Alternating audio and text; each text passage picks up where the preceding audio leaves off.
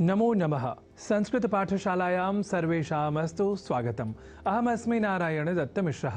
संस्कृत पाठशाला में हम इन दिनों चर्चा कर रहे हैं शब्दों के शुद्ध उच्चारण और शुद्ध लेखन के बारे में।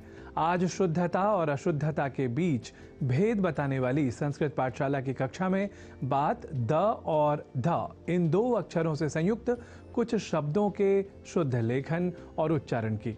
हम देखते हैं कि द और ध इन दो अक्षरों से संयुक्त संस्कृत के मूल शब्दों को कम से कम हम शुद्ध बोल तो देते हैं, पर लेखन में कई बार अशुद्धि दिख जाया करती है।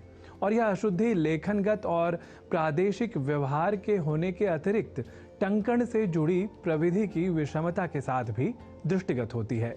ऐसे में बहुधा यह होता है कि उस लेखन को ही आधार बनाकर शब्दों के शुद्ध प्रयोक्ता भी संदेह में आ जाते हैं और फिर न केवल लेखन में ही बल्कि उच्चारण या वाचन में भी अशुद्धि आ जाती है। अस्तु, तो हम इन्हीं अशुद्धियों की ओर आप सभी का ध्यान कर रहे हैं आकृष्ट, क्योंकि संस्कृत भाषा सीखने के क्रम में यदि आप सर्वप्रथम शब्दों की शुद्धता के ज्ञान से स्वयं को जोड़ लें, तब ही अत्यंत परिष्कृत, तार्किक और वैज्ञानिक संस्कृत भाषा को कहीं अधिक सरलता से आप आत्मसात कर सकेंगे। तो आइए इस क्रम में आज हम द और ध इन दो अक्षरों से जुड़े शब्दों को आपके समक्ष रखते हैं। द और ध इन दो अक्षरों से जुड़े शब्दों के उदाहरण के क्रम में हम पहला शब्द ले रहे हैं शुद्ध। लेखन में यदि द और ध के संयोग में जब हम अपनी अनवधानता या टंकण से जुड़ी प्रविधिगत समस्या के कारण क्रम परिवर्तन कर दें, अर्थात ध को पहले और द को बाद में व्यवहारित समझने लगें, तब हम शुद्ध को शुद्ध लिख और बोल जाते हैं, जो कि होता है अशुद्ध। शुद्ध तो द और ध इस क्रम से जुड़ा शुद्ध शब्द ही है। इसी क्रम में दूसरा उदाहरण है प्रसिद्ध। यहाँ भी यदि हम द और ध के संशुद्ध क्रम को असावधानीवश परिवर्तित स्वरूप में समझ जाएं, तो हो जाएगी हमसे अशुद्धि, अर्थात प्रसिद्ध को प्रसिद्ध इस स्वरूप में यदि हम लिख जाएं या लिखा पाएं, तब हम कई लोगों को इस शब्द के शुद्ध स्वरूप के विषय में भ्रांत कर जाएंगे।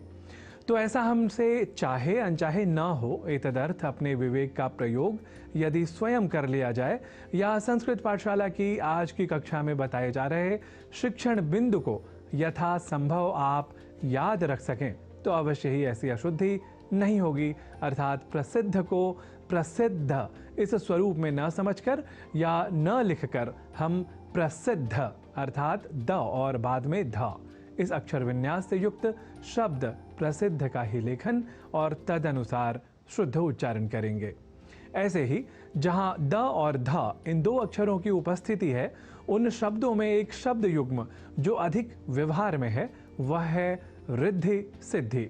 यहाँ भी हम में से कई द और ध के सर्वथा शुद्ध अक्षर विन्यास को अनवधानतावश, या हमने आपको पहले ही बताया कि टंकण से जुड़ी प्रविधि के अशुद्ध प्रयोग के कारण परिवर्तित कर जाया करते हैं, अर्थात ध को पहले और द को बाद में समझकर लिख और बोल भी जाया करते हैं।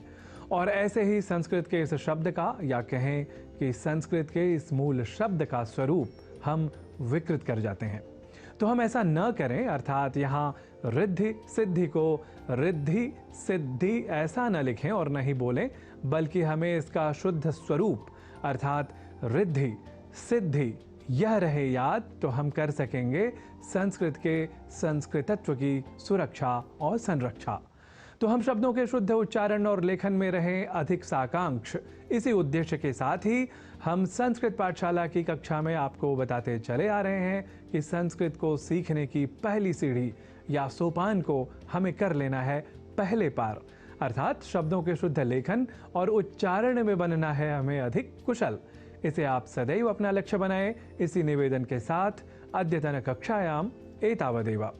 पुनरपि आयास्यामि इतोपि किमपि अधिकम् अवगमयितुं। तावत् सर्वेभ्यः अस्तु। नमो नमः।